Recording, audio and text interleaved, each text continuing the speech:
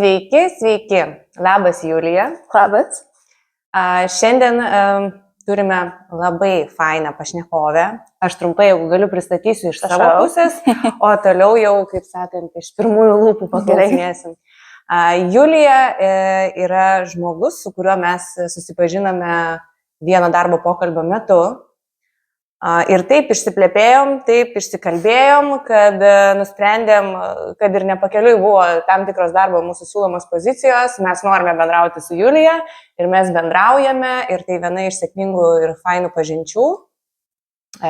Julija yra svetingume jau kuris laikas, didžioji jos darbo patirtis yra užsienyje ir mus labai užkabino tam tikros temos. Šiandien greičiausiai ir bus pagrindinė tema svetingumas, kurį aiškiai Julija turi ir norėtume, kad jinai pasidalintų su visais plačiau apie savo patirtis ir apie patį svetingumą, kas tai yra. Tai Julija. Taip. Tam, kad supažindinti su tavo patirtim, tai aš galbūt paprašysiu truputį bent jau papasakoti taip globaliau apie savo patirtį, kada jinai prasidėjo, kur jinai prasidėjo, būtent svetingumo versle, maitinimo versle, kavinėse, baruose, nežinau, patikslink, kur jinai prasidėjo ir kaip jinai vystėsi. Tai aš pradėjau dirbti mokyklos dar laikais Belmonte ir tada, kai išvažiavau į užsienį, tenais turėjau daug skirtingų darbų, bet visi buvo restoranuose ir pradžioje tai kažkaip buvo tai tikrai kaip toks šalia darbas studijų, per daug ten nekreipiau galbūt dėmesio. Ir ypatingai pirmas darbas Olandijoje buvo ganėtinai liūdnas dėl to, kad tenais dar tais laikais tikrai, kai nekalbėjau olandų kalba, sunkiai aptarnausi žmonės, bet man tada atrodė, kad gal ir gerai, nes aš fokusuojuosi į studijas ir žodžiu, mano darbas buvo, vadinasi, runner, tai tu nekalbė su klientais, tu tik tai nuneši lėkštes, bėgioji pirmyn atgal ir tiek. Ir galvojau, kaip gerai, nieko nereikia rūpintis, galvoti, stresuoti, ateini, pabėgioji, išeini ir viso gero.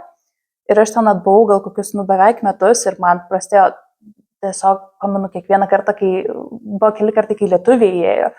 Ir aš tiesiog tas noras bendrauti tiesiog tryško iš, nežinau kaip aiškinti, bet ir aš supratau, kad man žiauriai negerai nekalbėti, aš negaliu tiesiog bėgioti ir nieko ten atsiprašau ir tiek. Ir tada nusprendžiau ieškoti kito darbo ir kaip tik tuomet buvo toksai tarptautinis baras, kur žinau, kad dirba daug anglakalbių ir, žodžiu, manau, kad taip ir gavau tą darbą dėl to, kad atėjau ir su tuometiniu vadovu kažkaip sakiau, tik leiskit man kalbėti, prašau, man reikia kalbėti su žmonėm ir, žodžiu, tada ilgą laiką dirbau tam bare ir jau ten kilau pareigose ir galų galėjau buvau kaip ir vadovė po daug metų ir galbūt iš tenais atsirado ta didesnė meilė tokiam, sakykime, svetingumui, tokiam asmeniškesniam ryšiui tarp, žodžiu, svečių ir darbuotojų. Ir kažkaip, jau po to ir kitose darbuose man tai kažkaip užsiliko ir tik tai stiprėjo ir jo. Tai va. Tai tavo ta pagrindinė patirtis sukaupta, neskaitant čia Belmonto, čia turbūt buvo gal neilgalaikis, ne? Ne, vasarą. Olandijai pačioj, ja. Ne? Kaip patys Olandai, ar jie, nes nežinau, ar tu iš jų išmokai, ar čia pas tave įgimta, kaip jie to, ar mokina, ar jie patys labai svetingi, kaip tu tokia svetinga išaugai? Nežinau, ar jie patys labai svetingi, galbūt svetingesni negu Lietuvoje, sakyčiau, bet gal aš to išmokau tiesiog iš tokios asmeninės patirties. Pavyzdžiui, kai dirbau bare, pradžioje buvo toksai vadovas, kuris neleisdavo mums kalbėtis tarpusavį su kolegom. Net jeigu nėra žmonių ir taip toliau, stovėk tiesiai ir ten kažką apsimes, kad dirbi, jeigu nėra kad dirbi, bet tik tai negali sėdėti, atsipalaiduoti ir plepėti. Ir kažkaip būdavo tikrai nelabai smagu, bet tada, kai tas vadovas išėjo, labai pasikeitė visa aplinka ir, žodžiu, bare dirbom mūsų hebra, kuri, ta prasme, visi bendramžiai, visi smagus ir tokie laisvi.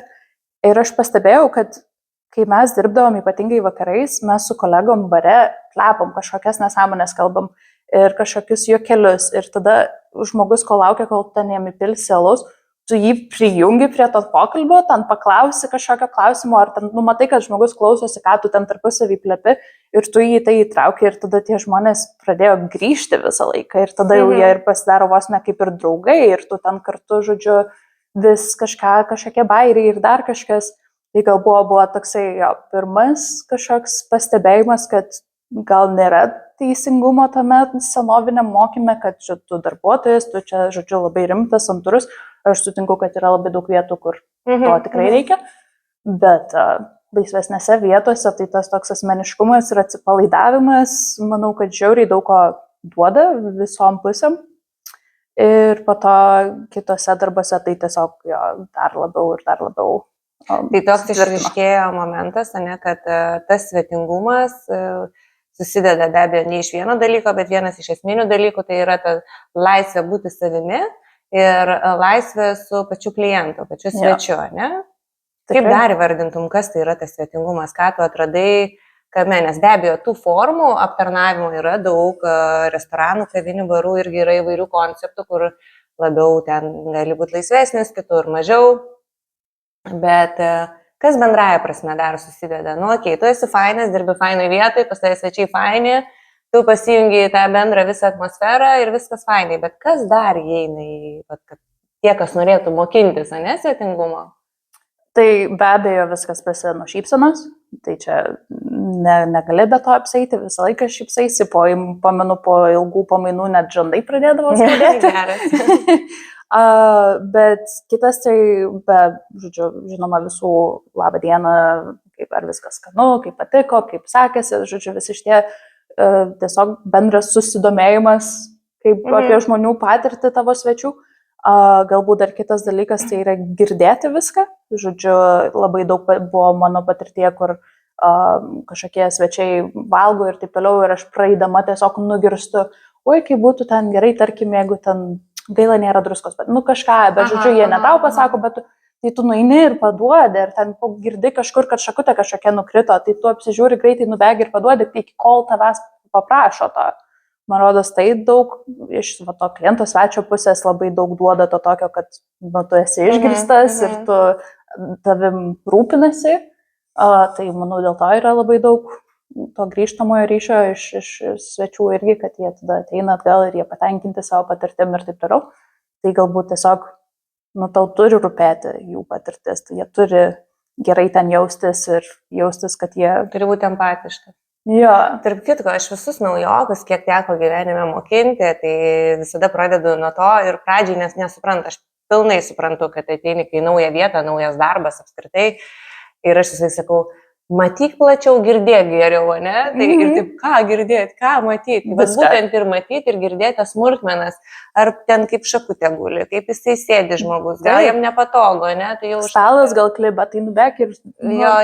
Jo. Bet tas yra vis tiek su patirtima, ne? Ne visi tą turi tokį įgimtą šitą momentą. Čia ir auklėjimo, ir charakterio, ir visokios kitokios savybės. Bet... pas tave kaip buvo? Tu mokinaisi šitų dalykų, ar tau tiesiog rūpėjo natūraliai? Manau ir tai. Aišku, kad rūpėjo. Manau, kad didelė dalis tai, kad rūpėjo. Bet manau, kad ir aišku daug ir išmokau. Tas pamatymas ir girdėjimas tikrai ugdomas dalykas. Bet manau, kad daug ir yra asmeninis kažkoks noras. Ir kai tau leido jau šnekėti ten Olandijai? Tai nebeužsičiaupiau. Kas tada buvo? Tada visi keliai atsidarė, nežinau, ir tiek draugų atsirado iš to kalbėjimo ir nežinau, paskutiniai vietoj, kurioje dirbau, ten tikrai mus labai ir akcentavo iš savininko pusės, kad mes turim padaryti kažkokią gerą patirtį tiem žmonėm ir, žodžiu, labai svarbu šypsotis, labai svarbu pasirūpinti, kad visiems viskas gerai. Ir tai privedė prie vienas, tai nežinau, dar irgi prieš tai mes kalbėjom apie tai, kaip jaunų žmonės motyvuoti dirbti, gerai dirbti šitoje vietoje. Tai galbūt man tai dar pasidarė, kad kažkaip įprasmina tavo tą darbą, kai tu ateini ir tu su nieko nekalbi ir tu ten ateini, padarysi tą darbą ir išeini, aišku, kad tau dzina, aišku, kad tu ten nelabai gerai dirbsi, nes koks tau skirtumas. Bet kai tu susibendrauji su tai žmonėm, biškai atiduodi ir savęs, ir atsidarai, ir atsiveri, kažkaip jautiesi prasmingiau ir tada daug smagiau eiti į darbą ir, žodžiu, tai galbūt va, tas plepėjimas ir atsidarimas ir, žodžiu, šitas kažkaip mane ir pastumėjo likti šitoje restoranų sferoje. Čia šiek tiek ir ta tema pasilietė, kaip mes praeitą kartą kalbinom Dagnę, kur va tas požiūris jaunimo, kad, nu tai ką čia, tas laikinas darbas, ar čia nelygis ir čia va tada ir prasideda, kad va tik funkciją atlikti. Bet iš tikrųjų tas vienas mažas žingsnis, iš to galima ir malonumą pajausti, ne? Ir duoti, ir paimti. Jo, tai Lietuvoje dabar matau labai daug pavyzdžių, kur nu to taip trūksta ir aš suprantu jaunimo, žinoma, visą nenorą ir taip toliau, bet manau, kad labai daug gyvenimų pasikeistų ir, žodžiu, jeigu žmonės šiek tiek biški atsivertų ir kad svetingumas nėra blogai. Jo, tai yra tik tai gerai, tai yra vienas, žodžiu, kaip motivuoti darbuotojus iš savęs, užsimotivuoji iš to bendravimo, bet kitas, žinoma, ir ypatingai naujiems verslams, tai pritraukia tavo grįžtamasis, visi grįžtantys klientai ateina atgal, labai didelė dalis dėl to, kad tu su jais maloniai paplepėjai ir pasirūpinai ir taip toliau. Tai mane labai stebina, kaip daug vietų kažkaip nepuoselėja šito ir tikrai. Tai, nežinau, galiu papasakot, pavyzdžiui, Kofeinas, kai jisai atsidarė, aš buvau paauglė. Ir ten tikrai buvo tokia vieta, kur visi plepėdavo su tavim ir ten buvo tokia bendruomenė ir ten būdavo taip faina ir jauku. Ir pamenu, mes buvom su klase Rygoje ir kaip tik tuo metu jau Latvijai buvo atsidaręs Kofeinas irgi. Ir mes, aišku, tenais nuėjom. Ir kažkaip ten užsakėm, žodžiu, ir išeidinėjant ir aš sakau, ne, bet Lietuvoje vis tiek fainiau ten, čia net labas niekas nepasako ir tada girdžiu iš baro kažkokia barista ar šaukia per visą Kofeiną labas. Geras. Ir kažkaip taip ir va tau įsiminė, ne? Jo, o dabar ateini, nei labą dieną, nei viso gero, tiesiog pasižiūri, aha, nusisuka ir išeina. Ir, nu gerai, aš suprantu, kad jau didelis verslas, jau ten galbūt jiems nebe taip svarbu, bet aš, nu vis tiek mane taip nustebina kiekvieną kartą. Dabar, pavyzdžiui, buvau nesenai Kofeine ir ten buvo dvi pensininkės atėjusios. Ir ta barista taip nemaloniai su jom bendravo, nes matėsi, kad jai reikėjo įdėti šiek tiek daugiau laiko ir, žodžiu, tos moteriškės jos ten nežinojo, kokie dydžiai, nežinojo, ko jos nori. Ir ta mergaitė, ten visa, tai kokios jūs tos kavos norit. Ir matosi, to moterim taip nepatogu ir taip nefainai, jos ten tikrai nekarto nebuvusios ir čia jom taip daug reiškia, jos po to sėdėjo rankom susikibusios, tokios laimingos, kad jos susitiko. O visas tas aptarnavimas ir ta aplinka buvo taip nefaina ir šalta ir man net, kai dirbi restorane, man rodos, asmeniškai visai, kad dirbi restorane, man norėjosi kažkaip prieiti ir sakyti, sveiki, labadiena, kaip jau. Jo, aš jumis pasirūpinsiu. Man atrodo, jaunimas, nežinau, čia gal pasiekmė kokios pandemijos, to online bendravimo, kad pamiršta, kad yra krūva žmonių netokių pačių. Yra vyresnių, yra iš kitų sričių ir galbūt tas ateimas ar į Kofeiną, į restoraną, tai yra, pavyzdžiui, metų kažkoks įvykis, ne? Taip. Ir tu kaip atstovas tos vietos, tu gali suteikti tą patirtį, va, nu, tokią wow, kur prisimins, kur prisidėsi prie tos patirties, tiesioginė to žodžio prasme, prie gyvenimo patirties.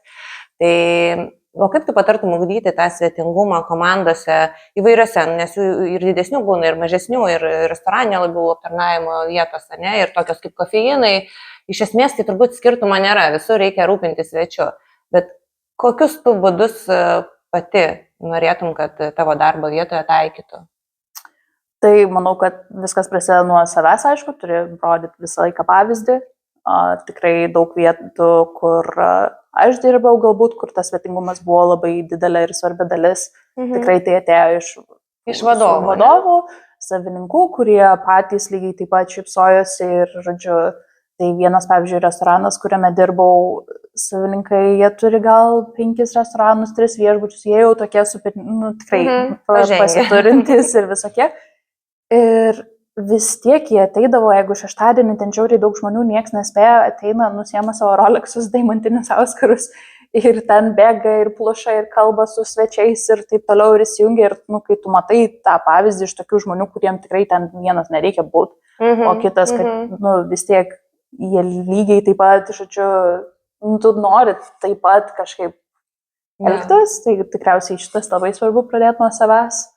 O daugiau tai vis tiek kalbėti su žmonėm, manau, su tavo darbuotojais, ta prasme, kad ar tau patinka bendrauti, ar tau gera nuo to, ar negera, tikrai yra daug žmonių, kurie nenori kalbėti su kitais žmonėm, bet tada gal jiems irgi nepakeliui tenais. Kažkur tada uždaro erdvėje galima darbą. Ja. Vis tik prieinam prie tos tokios žiaurios tiesos, kad žuvis pūna nuo galvos, ne? Kad ir koks būtų verslo dydis, ar tai būtų maža vietelė, kur pats ir savininkas dirba, ar tai būtų jau kažkoks kompleksas, ne, ir viešbučių, restoranų ir kitokių veiklų, vis tik tas pats viršutinysis organas, jisai turėtų būti į tą linkęs, net jeigu ir tiesiogiai gal nedirba. Ne? Nu, pas mus Lietuvoje tikrai dėja, bet tai yra reta. Ir tuo pačiu investuoti į tą svetingumą irgi yra tarsi toks prabanga arba nenoras, nepasitikėjimas. Gaila. Jo, gaila. Bet aš manau, kad irgi tas svetingumas, manau, iš esmės yra kažkoks rūpestis. Tai rūpestis viskam. Ir tavo darbui, ir tavo svečiui, ir žodžio aplinkai, ir viskam. Ir kaip tavo darbuotojas gali už tave rūpėti jam, jeigu tau nerūpė, jeigu tu esi kažkoks savininkas, kuris ten gyvena Balyje ir kažkur ir ten nieko nesirodo, arba ateina ir tik tai apriekia visus ir išeina, kaip tu gali tikėtis, kad kažkaip kitaip kažkas veiks. Nu, čia vėl posakis, jeigu nori, kad darbuotojai pasirūpintų tavo svečiais, pasirūpink savo darbuotojais. Taip. Elementari tiesa. Aš kiek žinau, jau to pirmo darbo pokalbio metu, tu studijavai ne maitinimą, ne svetingumo sektorių, kaip su tom studijom studijavai, dirbai, ne, supratai, kad labai nori bendrauti, jau kaip išėjai tą bendravimą, taip ir išėjai. Kaip su tom studijom? Kodėl pasirinkai vis tik tą kryptį? Tai studijavau marketingą, tai kaip ir, nežinau, nelabai žinau, ką noriu studijuoti, bet pasirinkau kažkokią plačią tokią profesiją, kur galbūt galvau, kad, nu, ten ar tam biški pastudijuosiu, gal išaiškės, kas patinka, nepatinka, gal pasidarysiu praktiką biški išaiškės. Ir, aišku, nu, tai buvo marketingas ir komunikacija, tai vis tiek šitas visai ką traukia. Bet kuo labiau studijų metai ėjo, tuo nieks neiškėjo. Ir vienintelis, kas liko, tai tas darbas restorane ir, žodžiu, ne tai, kad vienintelis, kas liko, bet toksai aiškumas, kad iš mano daug kolegų visai buvo, negaliu sulaukti, kada jau baigsis šitas darbas, kada eisiu į ofisą ir visa kita. Ir man atvirkščiai visai buvo, kad negaliu, žodžiu, kuo ilgiau noriu ištemti šitą laiką, kad tik neiti į tą ofisą. Ir kažkaip... Bet tu buvai ofise? Jo, aš šiek tiek buvau ir buvo man labai negerai. Sėdėti prie kompo visą dieną vienoje vietoje, man ir sveikata susigadino, ir psichologinė sveikata, ir kas tik nori, ir man buvo kažkaip net neįtikėtina. Kaip aš galiu, pavyzdžiui, tai dar prieš tai dirbau bare, kur dirbdavau ten visą naktį iki ten 4 ryto ir taip toliau, ir dabar nuo 9 iki 5, kaip faina. Sėdžiu, ten nebėgioju ir visa kita, ir buvo šakės, buvo absoliučiai taip blogai, aš nenorėjau su niekuo kalbėti, su niekuo bendrauti, užsidarydavau savaitgaliais, niekur neidavau, tik miegodavau ir ten buvo žiauriai blogai. Tai tada kažkaip pasitvirtino šitas, kad gerai, ofisas man tikrai netinka.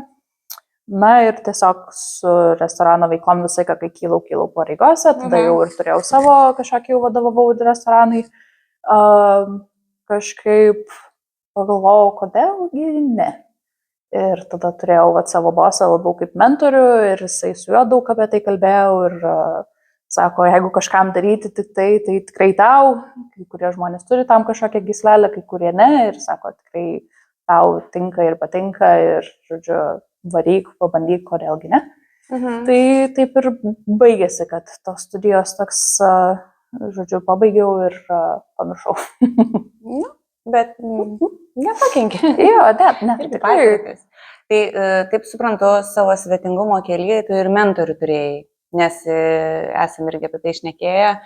Tai turbūt irgi labai svarbu, ne, kai šalia tavęs žmogus tave veda, uždega, nu, ką ir kalbėjom, tai kad tas mentorius pasitaikytų dar toks tinkamas. Ja, labai svarbu, tikrai nežinau, kad tai yra kažkoks dalykas ypatingai šitam versle, kuris gali tiek daug duoti, bet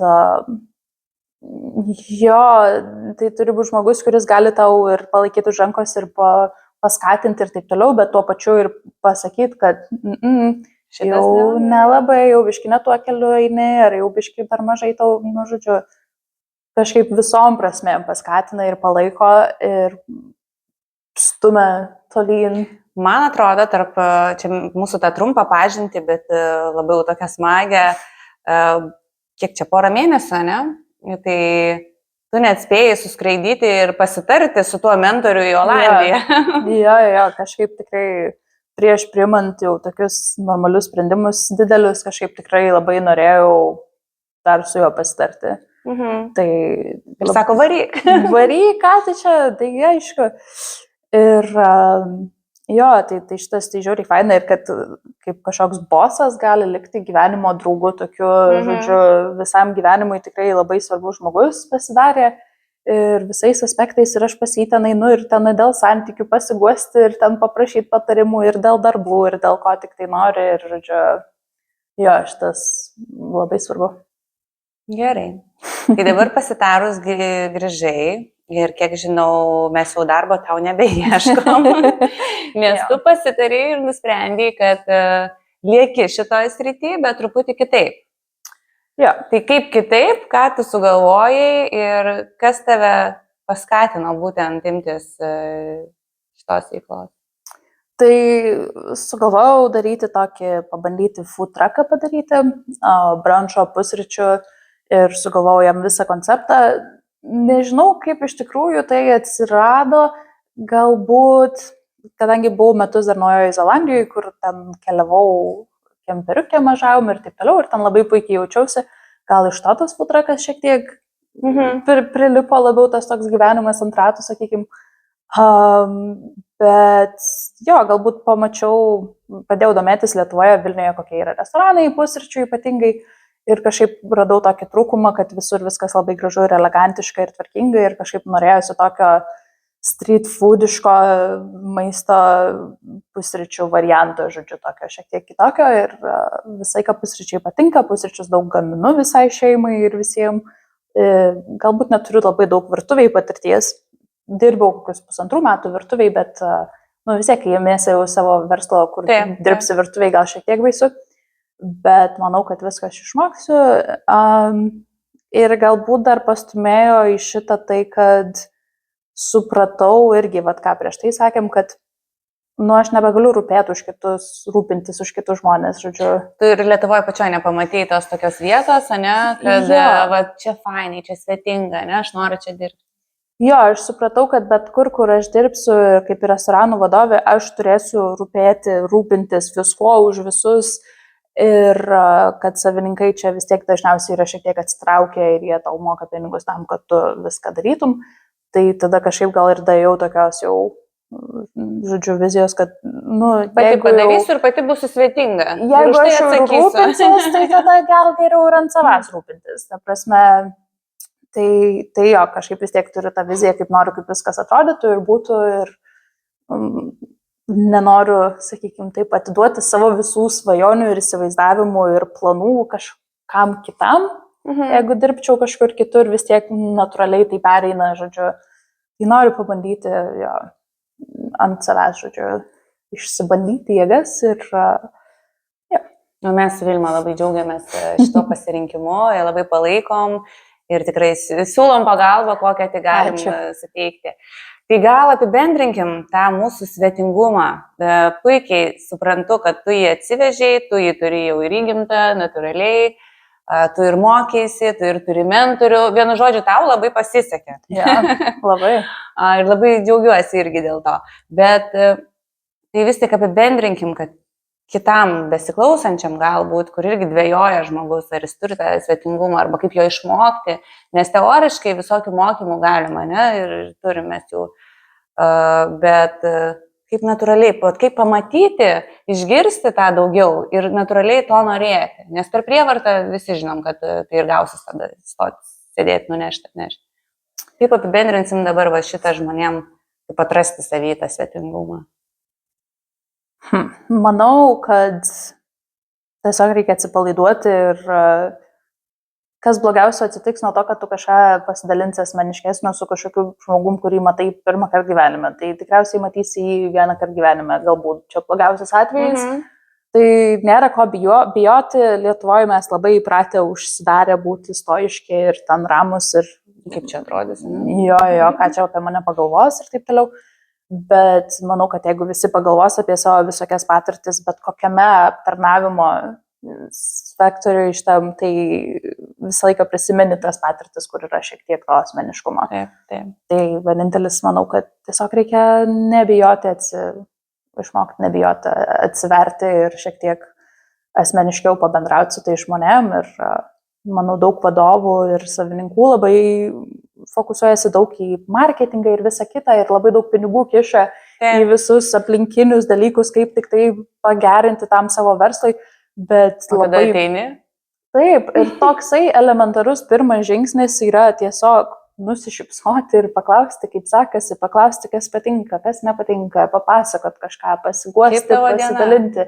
Taip, ir tai tokie elementarūs dalykai ir taip trūksta ir manau, nuo to tiesiog visiems bus smagiau ir geriau ir taip toliau, tai tiesiog reikia stengtis. Taip.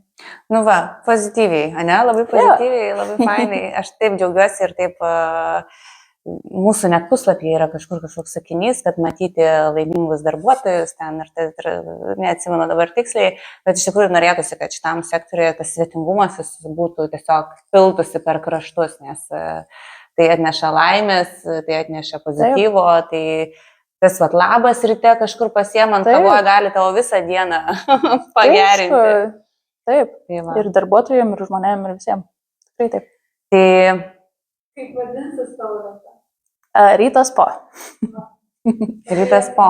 Rytas po, jo, visus kviečiu, kas po vakarėlio, kas po bemiegės nakties, kas po žvėginčių vaikų, kas po sporto, kas po bet ko, rytas po pas mane, privažiuosiu, kur reikia. Ir, žodžiu, tai mes jau eisim su Vilma ir filmuosim iš ten galbūt laidą. Tikrai, kol gaminam. Gal net ir pačios pagaminsim kokį nors special. Tai va, labai, labai laukiam, labai džiaugiamės. Labai ačiū iš palaikymą. Būsim pačios pirmos. Vilma va jau irgi nekantrauja už kadro, kaip valgys ten skaniausią brančą. Taip, po VR kambario pabėgimo, po... Tai o dabar mes esam būtent šitam kambarį jau ne pirmą kartą ir mes labai džiaugiamės ir kviečiam lygiai taip pat, va gal sakėjai, norėtum pabandyti, ne? Tikrai, būtinai. Susitiksim VR Exit kambaryje. Dar kartą ir jiem ačiū, kad mus priima taip smagiai. Ir ką, iki kitų kartų. Ačiū, iki. Iki.